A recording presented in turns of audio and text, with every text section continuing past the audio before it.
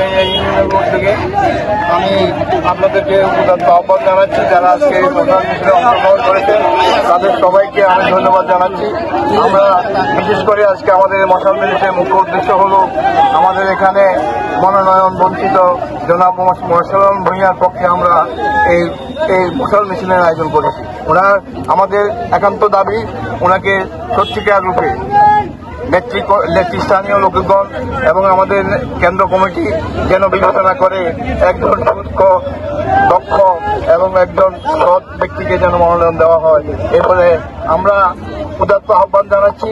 আমি বিশেষ করে আজকে আমাদের এই মোবাশ্বের আলম ভূঁইয়াকে নিয়ে যে কটাক্ষ উক্তি করছে বর্তমান সংসদ সদস্য সাবেক সংসদ সদস্য জনাব গৌর ভূঁইয়া, এটার নিন্দা জানাই এবং তীব্র নিন্দা জানাই।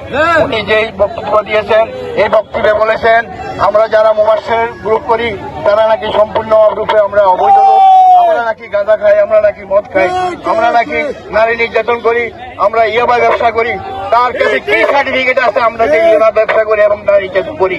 যদি কোনো প্রমাণ দিতে পারে আমরা সাথে সাথে যদি কারো বিরুদ্ধে সত্যিকার অভিযোগ দিতে পারে যে এই লোকটা গাঁজা করি, এই লোকটা মদ খায়, এই লোকটা নারী নির্যাতন করে, এমন কোন প্রমাণ যদি দিতে পারে আমরা সাথে তাকে বিচারের আওতায় আনিয়ে দেব।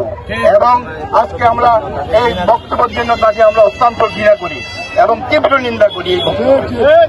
সম্পূর্ণভাবে আমরা একান্তভাবে অন্তত কেন্দ্র কমিটির কাছে আবেদন রাখবো আজকে আমাদের এই নাঙ্গলকোট লালমাই উপজেলার একান্ত একটি উপজেলা, এই উপজেলার মধ্যে আমরা অতীতে আজকে 16 বছর আমরা গৌর ভূঁইয়াকে দেখি নাই।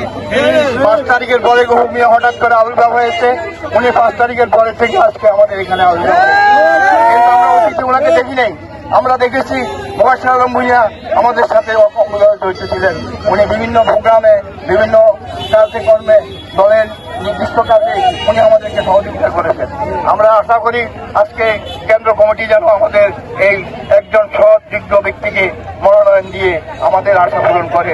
আমরা সবাই এই আশাবাদ ব্যক্ত করে আজকের এই মশাল মিছিলের অনুষ্ঠান এখানে সমাপ্তি করলাম। আসসালামু আলাইকুম ওয়া রাহমাতুল্লাহি ওয়া বারাকাতুহু।